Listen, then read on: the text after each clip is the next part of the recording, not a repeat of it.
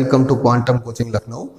देखिए, हम लोगों ने इलेक्ट्रिक चार्जेस एंड फील्ड्स में आपको लेक्चर नंबर 7 तक बता दिया गया था और याद करिए कूलम्स लॉ पर बेस्ड हम लोगों ने काफ़ी क्वेश्चंस लगाए थे। और अब हम लोग देखिए इलेक्ट्रिक चार्ज के बारे में पूरी बात कर चुके हैं। अब हम लोग इलेक्ट्रिक फील्ड के बारे में बात करेंगे। तो चलिए इलेक्ट्रिक फील्ड को हम लोग स्टार्ट करते हैं। सबसे पहले जानते हैं कि इलेक्ट्रिक फील्ड होती क्या है और उसके बाद आपको सारी बातें बताते हैं। देखिए इलेक्ट्रिक फील्ड की बात करेंगे तो याद रखिएगा the space around any charge, बताइए कोई भी चार्ज ले लीजिए, the space around any charge if a test charge is bring, अगर टेस्ट चार्ज को लेकर आए then it experiences an electrostatic force, और वही जो स्पेस होगा कहलाएगा electric field for that charge. जैसे देखिएगा यहां पर एक चार्ज हमने यहां पर रखा प्लस क्यू, ठीक है भाई। अब जैसे याद करिए मैग्नेट की मैग्नेटिक फील्ड होती है, वैसे चार्ज की इलेक्ट्रिक फील्ड होती है। अब ये देखिए एक चार्ज की एक बताइए स्पेसिफिक फील्ड होगी। अब जैसे मान लीजिए इस फील्ड के अंदर आपने कोई टेस्ट चार्ज लाया, टेस्ट चार्ज तो आप लोग जानते होंगे, टेस्ट चार्ज बताया था आपको क्या होता है, एक फिक्टिशियस चार्ज होता है टेस्ट चार्ज। देखिए फिक्टिशियस चार्ज होता है, इमेजिनरी चार्ज होता है जो कि वेरी स्मॉल पॉजिटिव चार्ज होता है। ये आपको बताया था वेरी स्मॉल पॉजिटिव चार्ज होता है। तो आप कहेंगे ना space around any charge if a test charge is bring, तो आप देखिए इस टेस्ट चार्ज को लाएंगे तो ये भी पॉजिटिव और ये भी पॉजिटिव, तो बताइए क्या करेगा, यहां पर एक रिपल्शन का फोर्स लगेगा। अब मान लीजिए टेस्ट चार्ज आप यहां पर रखें, यहां रखें, यहां रखें, तो बताइए इस पर कोई फोर्स नहीं लगेगा, जाहिर सी बात है इस पर कोई फोर्स लगेगा नहीं। तो एक फील्ड होगी जिसके अंदर ही रिपल्शन या अट्रैक्शन का फोर्स लगेगा। जान लीजिए मान लीजिए ये माइनस चार्ज होता तो बताइएगा इस पर अट्रैक्शन लगता। तो कहेंगे the space around any charge if a test charge is bring then it experiences an electrostatic force, this space is called electric field for that charge, यानी उस चार्ज के लिए इलेक्ट्रिक फील्ड कहलाएगा। तो देखिए यहां पर हम लिख भी देते हैं, कहेंगे the space around any charge if a test charge is bring then it experiences and electrostatic force. अब वो अट्रैक्शन का भी हो सकता है, रिपल्शन का भी हो सकता है, डिपेंड करेगा कैसा चार्ज रखा हुआ है। Then that space is called, यही स्पेस कहलाएगा, स्पेस इज कॉल्ड, याद रखिएगा electric field for that charge, यानी उस चार्ज के लिए इलेक्ट्रिक फील्ड कहलाएगा। वो स्पेस क्या कहलाएगा, इलेक्ट्रिक। इसका मतलब चार्ज की इलेक्ट्रिक फील्ड होगी और जैसे मैग्नेट की मैग्नेटिक फील्ड होती थी, चार्ज की क्या होगी भाई, इलेक्ट्रिक फील्ड होगी। अब देखिए इलेक्ट्रिक फील्ड आपने पढ़ लिया, अब आपको यहां पर बताते हैं स्ट्रेंथ ऑफ इलेक्ट्रिक फील्ड क्या होती है। तो जल्दी से इसको इरेज करके आपको हम लोग बताते हैं इंटेंसिटी या स्ट्रेंथ ऑफ इलेक्ट्रिक फील्ड। तो बड़ी इंपॉर्टेंट बात है इंटेंसिटी या स्ट्रेंथ ऑफ इलेक्ट्रिक फील्ड। अब यहां पर ये भी हम लोग देख लेते हैं, हेडिंग में थोड़ा सा इसको बढ़ा देते हैं। देखिए यहां पर लिख देते हैं इंटेंसिटी, या इसी को स्ट्रेंथ भी कहेंगे, इंटेंसिटी ऑफ, यहां पर इलेक्ट्रिक फील्ड की बात करना है, इंटेंसिटी या स्ट्रेंथ ऑफ इलेक्ट्रिक फील्ड। देखिए आपको बता दें E इक्वल टू होगा F divide by q not. याद रखिएगा the ratio of force acting to the magnitude of test charge, जिस चार्ज को आपने रखा था कहेंगे the ratio of force acting to the magnitude of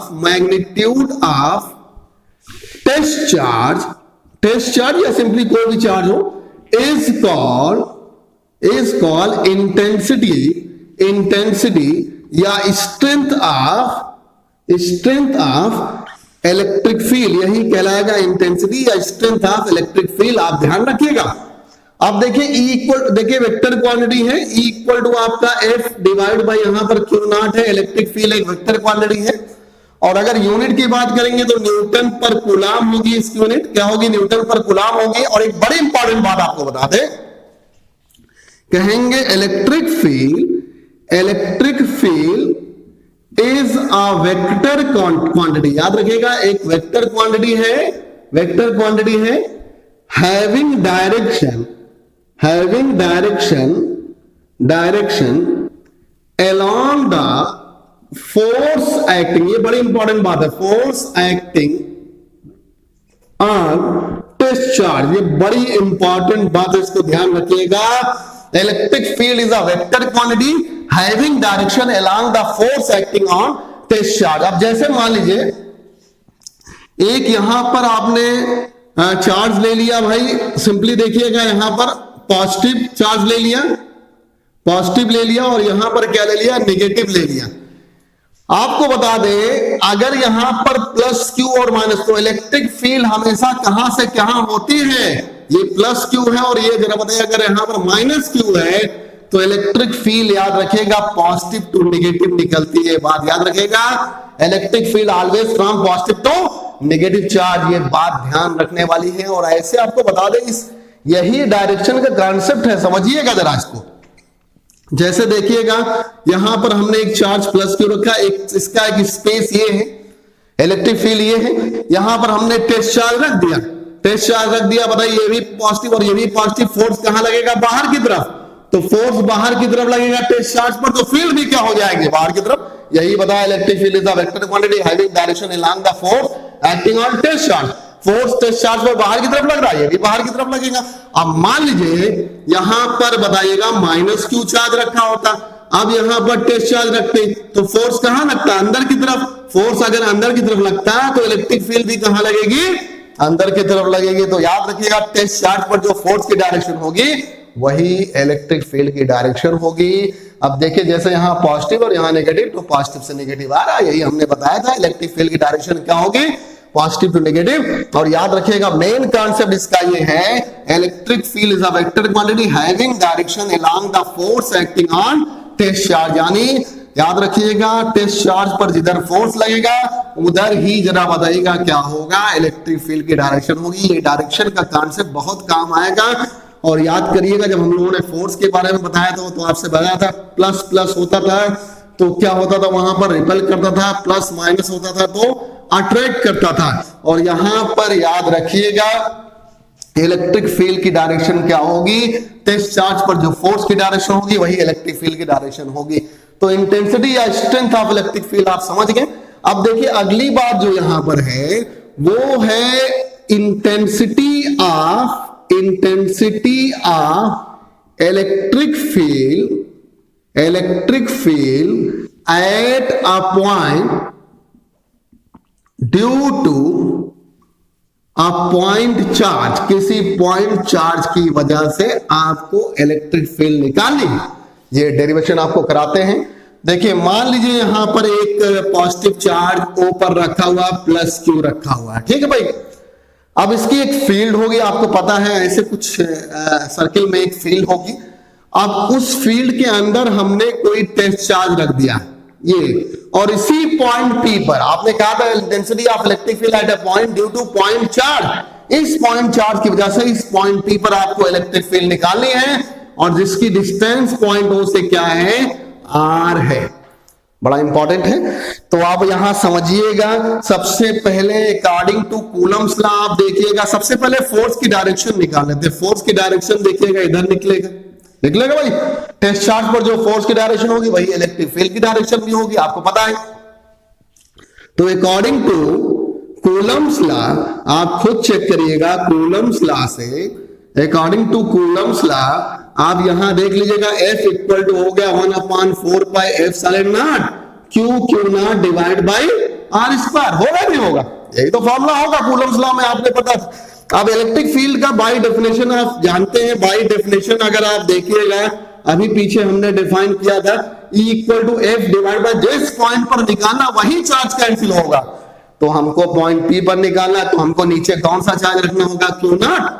अब देखिए यहां से इलेक्ट्रिक फील्ड आपकी निकल गई, एफ की वैल्यू रख दीजिएगा, एफ की वैल्यू रख देंगे 1/4πε0 और यहाँ पर Q0 divide by R square, नीचे बताएगा Q0, Q0 से Q0 कैंसिल हो गया, E निकल गया 1/4πε0 Q divided by R square. ये है इलेक्ट्रिक फील्ड, याद रखिए यही है इलेक्ट्रिक फील्ड। और अगर इसको आप वेक्टर फॉर्म में लिखना चाहते हैं, देखिए हम लोगों ने इसको डिराइव करा दिया, अगर इसको आप चाहते हैं वेक्टर फॉर्म में लिखना तो चलिए हम वेक्टर फॉर्म में भी लिख देते हैं आसानी से। तो वेक्टर फॉर्म में अगर लिखेंगे तो इलेक्ट्रिक फील्ड तो वेक्टर क्वांटिटी है ही, इस पर एरो लगा दिया 1/4πε0 Q divide by R square और यहां पर आर कैप लगा दिया। ये हो गया क्योंकि चार्ज तो स्केलर क्वांटिटी है, ये in terms of unit vector. ये किस टर्म में है भाई? यूनिट वेक्टर के टर्म में। किस टर्म में? यूनिट वेक्टर के टर्म में है। और अगर आप पोजीशन वेक्टर के टर्म में निकालना चाहते हैं तो पोजीशन वेक्टर के टर्म में देखिए 1/4πε0 Q divide by R cube कर दिए, यहां पर पोजीशन वेक्टर रख लीजिए, ये वेक्टर फॉर्म में आ गया in terms of position vector. ये आ गया in terms of position vector, समझिएगा। तो आपने अभी देखिए इलेक्ट्रिक फील्ड जानी, इंटेंसिटी ऑफ इलेक्ट्रिक फील्ड जाना, और intensity of electric field at a point due two point charge की वजह से जाना, ये देखिए, और वेक्टर फॉर्म में भी है। और मान लीजिए आपको अगर जरा बताइएगा कोऑर्डिनेट एक्सिस में दिया हुआ है तो आप वेक्टर फॉर्म में E इक्वल टू आप निकाल सकते हैं EXI cap plus EYJ cap और प्लस EZK कैप भी निकाल सकते हैं। ये है जैसे कि मान लीजिए यहां पर इरेज करके एक छोटा सा क्वेश्चन आपको हम दे देते हैं। तो एक छोटा सा क्वेश्चन आपको देते हैं, बहुत ध्यान से पढ़िएगा। और एक बात आपको बता दें, इसकी प्लेलिस्ट तैयार हो चुकी है, अभी तक 7 lecture electric charge and field के वहां पर डले हुए हैं और ये 8th नंबर लेक्चर है और वो सब का प्लेलिस्ट तैयार है। आप में से जिन लोगों ने पूरा नहीं, भाई एक बात आपको बता दें, जिन्होंने पूरा पढ़ा होगा उन्हीं को फायदा होगा। तो 1 से लेकर जो आज 8th लेक्चर तक है वो प्लेलिस्ट में डल जाएगा, आप उसको पूरा पढ़िए। अगर पूरा पढ़ेंगे तभी चैप्टर क्लियर होगा, पूरा पढ़ने के बाद तभी आप क्वेश्चन अच्छे तरह से लगा पाएंगे। और अगर आप पूरा नहीं पढ़ेंगे तो कोई गारंटी नहीं है, आपको बता दें पूरा पढ़ना होगा, क्योंकि कोई भी लेक्चर छूटता है तो वो आपका इंपॉर्टेंट कॉन्सेप्ट छूटता है। तो आपको पूरा का पूरा तैयार करना होगा लेक्चर नंबर 8 तक, तभी। अभी देखिए लेक्चर नंबर 8 चल रहा है, जितने भी लेक्चर बनाएंगे फर्स्ट लेक्चर से लेकर आपको लगातार जितने लेक्चर बनाए वो पढ़ना पड़ेगा, क्योंकि ये सारे इंपॉर्टेंट होंगे नीट के पॉइंट ऑफ व्यू से भी, IIT के पॉइंट ऑफ व्यू से, ये सारे कॉन्सेप्ट, और साथ साथ 12th के लिए तो बहुत इंपॉर्टेंट होगा। जैसे मान लीजिए आपको एक क्वेश्चन यहाँ पर दिया हुआ है, E इक्वल टू यहाँ पर दिया हुआ है 0.3I कैप और यहाँ पर 0.4J कैप और यहाँ पर 0.6K कैप दिया हुआ है। आपसे कहता है इलेक्ट्रिक फील्ड का मैग्नीट्यूड निकालिए, तो वेक्टर फॉर्म में दिया है, इसका मॉड निकाल लेंगे। मॉड निकाल लेंगे तो 0.3I कैप हो गया प्लस 0.4J कैप हो गया प्लस 0.6K कैप हो गया। सबका क्या करिए, यहाँ पर देखिए आप तो वेक्टर का मैग्नीट्यूड निकालना जानते हैं, 0.3 का स्क्वायर हो गया, 0.4 का स्क्वायर हो गया, 0.6 का स्क्वायर हो जाएगा और E आपका निकल जाएगा। इसको सॉल्व कर लीजिएगा, आसानी से आपका यहाँ पर निकल जाएगा। देखिए यहाँ पर आ जाएगा 0.09, यहाँ पर 0.16 और यहाँ पर 0.36 और ये सब इसको ऐड करिएगा तो 44 to 52 और 52 और यहाँ पर 0.52 और 0.09 कितना हो जाएगा 1, यहाँ पर 6.61 रूट 0.61 यहाँ पर न्यूटन पर कूलम आ जाएगा। तो ऐसे भी क्वेश्चन पूछ सकते हैं। और मान लीजिए ये यूनिट वेक्टर होता और इसकी Z की डायरेक्शन निकालनी होती तब भी निकाल सकते थे। तो चलिए अब इसके आगे एक और क्वेश्चन देते हैं आपको, बहुत अच्छा क्वेश्चन। और देखिए आपको बताया था हमने कि अगर फोर्स के क्वेश्चन यानी कूलम्स लॉ के क्वेश्चन आप लोगों ने समझ लिया होगा, जिसको हम लोगों ने 7 लेक्चर तक में पूरा कंप्लीट कराया था, कूलम्स लॉ के सारे टॉपिक को कंप्लीट कराया था, वो 7 लेक्चर प्लेलिस्ट में पड़े हुए हैं, उनको आप पढ़ लीजिएगा। और देखिए अगर वो समझ गए होंगे तो इलेक्ट्रिक फील्ड में कोई दिक्कत नहीं, बिल्कुल सेम यही होगा। एक ही तो डिफरेंस है, इलेक्ट्रिक फील्ड में Q divide bye R square आता है 1/4πε0 Q divide bye R square, और फोर्स में 1/4πε0 Q1 Q2 divide by R square आता है। तो सिर्फ एक Q का ही तो डिफरेंस है, बाकी दोनों वेक्टर क्वांटिटी है। आप चेक करिए, एक क्वेश्चन हम आपको देते हैं, यहाँ पर देखिए ये क्वेश्चन है और स्क्वायर यहाँ पर दिया हुआ है, साइड तो सब सेम होंगी स्क्वायर की। ये बताएगा क्यू है, ये भी क्यू है और ये भी यहाँ पर क्यू है, ये भी क्यू है और ये भी क्यू है। और सिंपली आपसे पूछा जा रहा है कि नेट इलेक्ट्रिक फील्ड निकालिए सेंटर ओ पर, नेट इलेक्ट्रिक फील्ड। तो चलिए इसको हम ए ले लेते हैं, ये बी ले लेते हैं, ये सी और ये डी है। नेट इलेक्ट्रिक फील्ड अगर सेंटर ओ पर निकालना है तो आपको बताइएगा सेंटर पर तो कोई चार्ज पता नहीं है, आपको रखना पड़ेगा टेस्ट चार्ज। डायरेक्शन निकालने के लिए हमेशा क्या रखना पड़ता है, टेस्ट चार्ज, जहां पर कोई चार्ज ना हो। आप खुद देखिएगा एफ ओ ए रिपेल करेगा पॉजिटिव पॉजिटिव, तो इलेक्ट्रिक फील्ड भी इसी डायरेक्शन में होगी। देखिए अगर एफ ओ ए इधर है, देखिए एफ ओ ए इधर है और ओ पर ही टेस्ट चार्ज रखा हुआ है, तो इलेक्ट्रिक फील्ड निकालेंगे तो ये वाला चार्ज कैंसिल हो जाएगा। तो इलेक्ट्रिक फील्ड के टर्म में आप इसको सिर्फ ये कहेंगे, क्योंकि इलेक्ट्रिक फील्ड किस वजह से होगी, इलेक्ट्रिक फील्ड सिर्फ चार्ज क्यों की वजह से होगी। अरे भाई फार्मूला आपको पता है, E इक्वल टू बताएगा F divide by q not, होता नहीं होता है, खुद चेक करिए, जिस पॉइंट पर हम लोग निकालते हैं वही चार्ज कैंसिल होगा। इसका मतलब जो ये फील्ड होगी सिर्फ चार्ज ए की वजह से, वो चार्ज ए पर रखा हुआ जो पॉइंट ए पर रखा हुआ जो चार्ज होगा उसी वजह से तो होगी। तो इस अगर हम लोग फोर्स कहते हैं तो force on O due to A होता है, ये इलेक्ट्रिक फील्ड हो गया at point O due to A हो गया, यानी पॉइंट ए की वजह से, यानी ड्यू टू चार्ज क्यू की वजह से हो गया। तो आप देखिएगा यहाँ पर अगर आप इसी तरह से एफ ओ भी निकालेंगे, ये भी रिपेल करेगा, तो टेस्ट चार्ज पर जो फोर्स की डायरेक्शन तो वही इलेक्ट्रिक फील्ड डायरेक्शन, ईबी भी इधर लगेगा, इसी तरह से ईसी इधर लगेगा, इसी तरह से ईडी भी रिपेल करेगा। आप देखिए ये इक्वल अपोजिट है और ये इक्वल अपोजिट है, आपस में क्या हो जाएगा, कैंसिल। क्यों इक्वल है, चेक करिए यहाँ पर E निकालेंगे तो E आप जब निकालेंगे तो बताइए क्या होगा, 1/4 पाई एप्सिलॉन नॉट, और जिस पॉइंट पर निकालते हैं वो चार्ज तो कैंसिल हो जाता है, तो इस चार्ज की वजह से होगा तो Q डिवाइड बाई यहाँ पर जो भी डिस्टेंस निकल रही है x स्क्वायर, अगर इसको आप यहाँ पर x मान लेते हैं तो x स्क्वायर हो गया। इसी तरह से EB निकालेंगे, EB भी 1/4 पाई एप्सिलॉन नॉट, और B पर रखा हुआ चार्ज कौन सा होगा, Q डिवाइड बाई यहाँ पर भी x स्क्वायर। सारे के सारे इक्वल है, जब इक्वल है तो इक्वल अपोजिट बताइए आपस में कैंसिल हो गए, E नेट क्या हो जाएगा, यहाँ पर 0 हो गया। सारा कॉन्सेप्ट बताइएगा कूलम्स लॉ यानी फोर्स का ही है, कुछ भी नया आपको नहीं करना है, याद रखिएगा इसमें आपको कुछ भी नया नहीं करना है। याद रखिए electric field is a vector quantity having direction along the force acting on the test charge. तो याद रखेंगे जिस पॉइंट पर हम लोग इलेक्ट्रिक फील्ड निकालेंगे उस पॉइंट पर रखा हुआ चार्ज क्या हो जाएगा, कैंसिल हो जाएगा। चलिए सेकंड क्वेश्चन, इस तरह से एक और क्वेश्चन हम लोग देखते हैं इसका और बताते हैं। बहुत सारे आपको बता दें, सारे क्वेश्चंस निकालने का कॉन्सेप्ट कूलम्स लॉ में हम लोगों ने बता दिया है, बिल्कुल सिमिलर उसी के होगा, कोई दिक्कत आप लोगों को नहीं होनी चाहिए, कोई प्रॉब्लम नहीं होनी चाहिए। चलिए ये हम लोगों ने लिया, ये इक्विलैटरल ट्रायंगल है, आप जानते हैं इसकी सारी साइड इक्वल होंगी। चलिए मान लेते हैं ये 10 मीटर है और ये भी यहाँ पर 10 मीटर और सारे 10 मीटर होंगे, ए बी और सी ले लिया। इस पर जरा बताएगा 100 कूलाम ले लिया, यहाँ पर बताएगा 100 कूलाम ले लिया और यहाँ पर -100 कूलाम चार्ज ले लिया।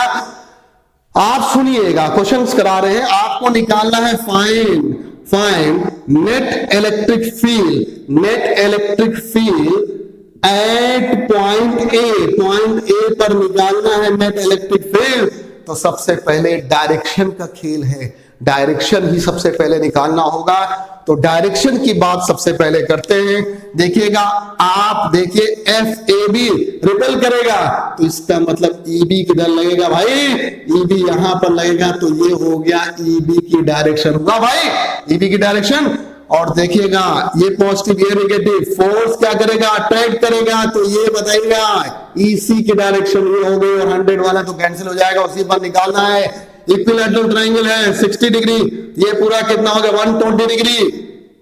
एक मिनट और बता दें आपको,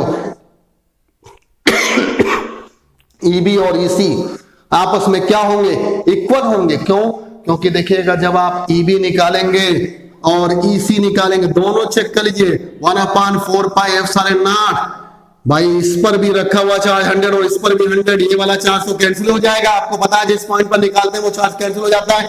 तो आपको मैग्नीट्यूड तो यहाँ पर रखना है, साइन नहीं रखना है। तो 100 डिवाइड बाय क्या हो गया यहाँ पर 10 का स्क्वायर हो गया, 9 इंटू 10 की पावर 9, और यहाँ पर 100 से 100 कैंसिल हो गया, 1 आ गया। इसका मतलब 9 इंटू 10 की पावर 9 न्यूटन पर कूलम इसका मैग्नीट्यूड आ गया, और दोनों के दोनों इक्वल होंगे।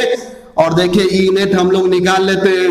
ई नेट वही तरीका है, E1 का स्क्वायर वेक्टर का, E2 का square 2E1 E2 cos theta, याद रखिएगा ला पैरेललोग्राम ऑफ मेथड जो वेक्टर में आप यूज करते थे वही तरीका आपको यूज करना होगा। E1 और E2 सब आपस में इक्वल हुए तो यहाँ पर E स्क्वायर मान लेते हैं, यहाँ पर E स्क्वायर और यहाँ पर 2E स्क्वायर cos 120 की वैल्यू माइनस हाफ होती है, ये आ जाएगा E के इक्वल cos 120। याद रखिएगा cos 120 आपका माइनस हाफ होता है, रख कर देखेगा। और वैसे भी आपको बताया था हमने, जब दो इक्वल वेक्टर हो और 120 पर हो तो उनका जो नेट होता है किसी एक इंडिविजुअल वेक्टर मतलब एक वेक्टर के मैग्नीट्यूड के इक्वल हो जाएगा उनका रिजल्टेंट, याद रखिएगा। इसका मतलब ई नेट जो निकल जाएगा वो निकलेगा 9 इंटू 10 की पावर 9 न्यूटन पर कूलम। यही यहाँ पर देखिए आंसर, और इसका जो नेट होगा इनके बीच में होगा, मतलब 60 डिग्री पर, यानी कि पैरेलल टू क्या हो गया, BC के हो गया। याद रखिएगा यही यहाँ पर ऐसे ही बहुत सारे क्वेश्चन हम लोग करवाएंगे अगले डे, और सारे के सारे कॉन्सेप्ट मैच करेंगे किससे, आपको बता दें कूलम्स लॉ से। तो बिल्कुल उसी तरह से होगा। आज हम लोग एक छोटा सा लेक्चर नंबर 8 हम लोगों ने बनाया, आगे हम लोग और डिटेल में और ज्यादा बताएंगे लेक्चर नंबर 9 में। आज के लिए इतना ही रखते हैं, पूरा पढ़िएगा, लेक्चर 1 से लेकर 8 तक प्लेलिस्ट में डाला हुआ पूरा पढ़िएगा, और जल्दी ही इसके नोट्स हम लोग आपके ऐप यानी क्वांटम कोचिंग इंस्टीट्यूट के ऐप पर डाल देंगे, और उसको भी आप लोग देख लीजिएगा। इनके नोट्स बनाए जा रहे हैं, जल्दी से वो डाल दी जाएंगे, जिससे आपको नोट्स भी मिल जाएंगे और बाकी टेस्ट भी आपका हो जाएगा उसी ऐप पर। यहाँ के लिए बस इतना ही रखते हैं। खूब पढ़िए, खूब मेहनत करिए, जमकर पढ़िए, किसी तरह की लापरवाही ना करिए। थैंक यू वेरी मच, खूब मेहनत करिए।